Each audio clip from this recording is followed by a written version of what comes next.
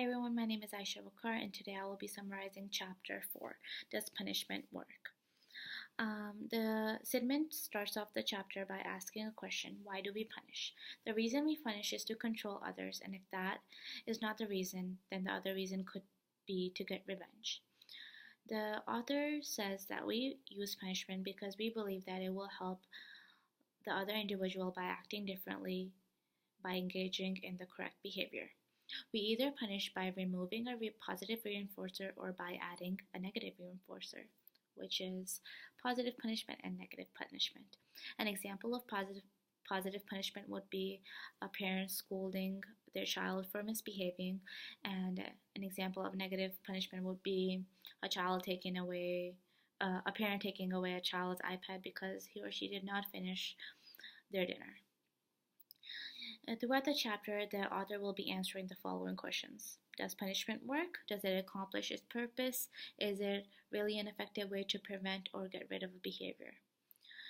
All of these questions do not have a simple yes or no answer. Many people have their own opinions. Everyone's opinions are based on either religion, morality, common decency, or common sense.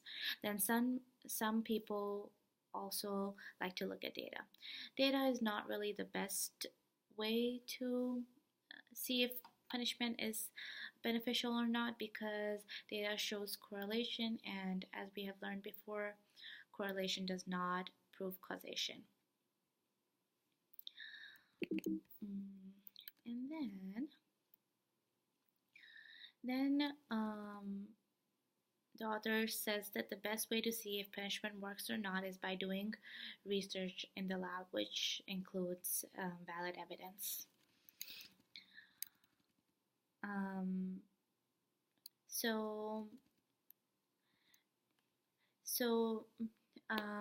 Many researchers have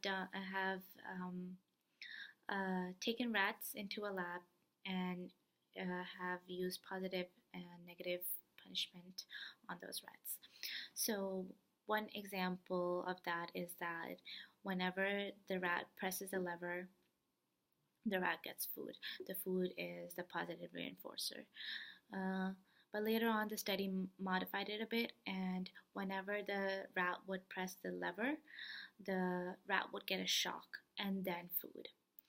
So the results of the study showed that even though the rats were getting shocked, they would still press the lever because they were getting reinforced in the end by getting food. So in order for the rats to stop pressing the lever would be if the shock was unbearable, or if they weren't getting food in the end.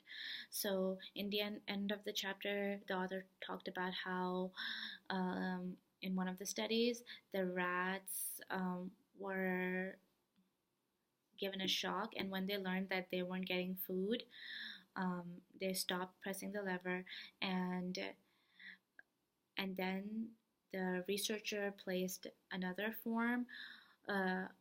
way that the rat could get food. So they had to pull a rope or a string, and they would get food. So that research shows that it is best to teach.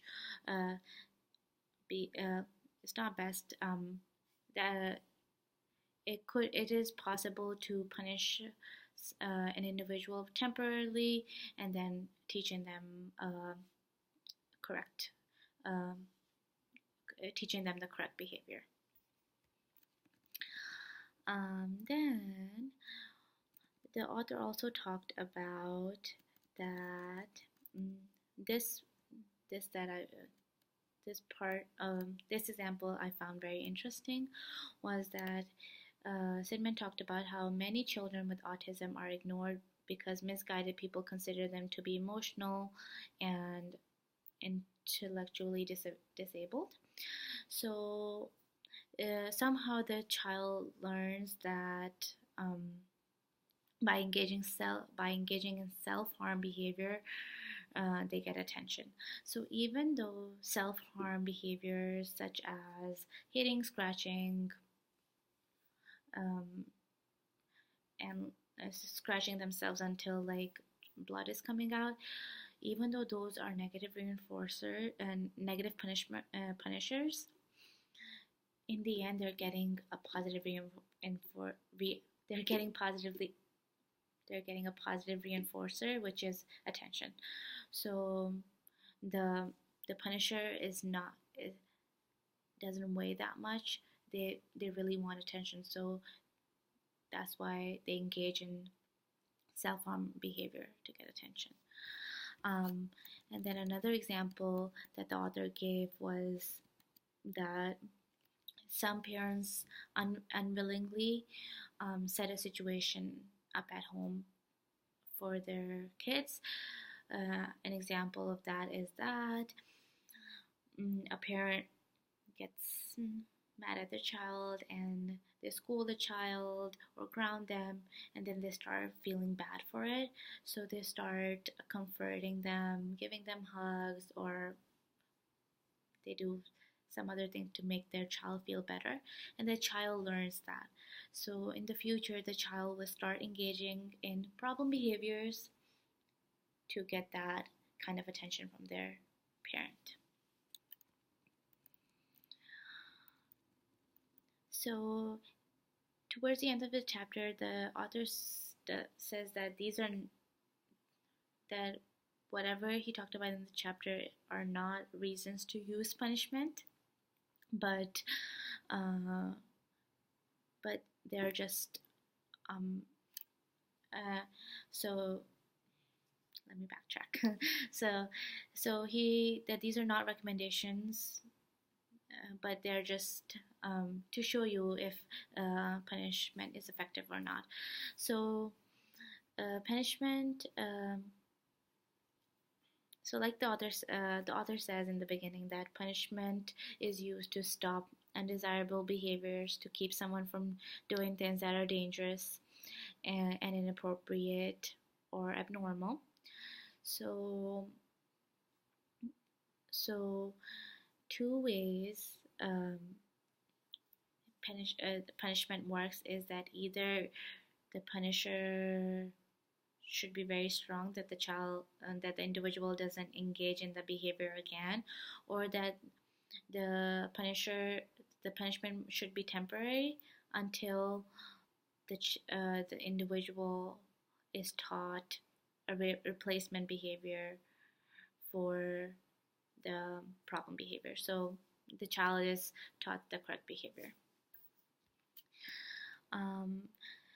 If From my experience, I have used punishment a couple of times.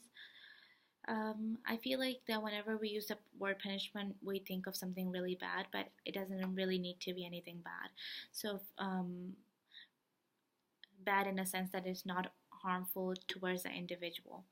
So, in my field, I just used that recently. One of my clients had to take 10 bites to get iPad.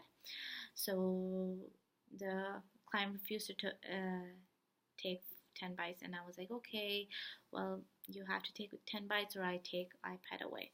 So because the client did not finish the 10 bites, the client did not get iPad in the end of the day. Another form of punishment that I've used is that with one of my past clients, I would have a little basket where I would give them pom-poms for good behaviors. So such as using their inside voice while we're inside, using nice words with their friends and family, cleaning up after they're done with a task, or when the client was being on task. So they would get pom-poms in their little jar. And then whenever they would use an outside voice, or if they had a tantrum, I would take a few pom-poms away. So that would be a form of punishment that I've used before. So my question to you would be, have you guys ever used punishment in the field that you guys work in? If so, I would love to read your examples.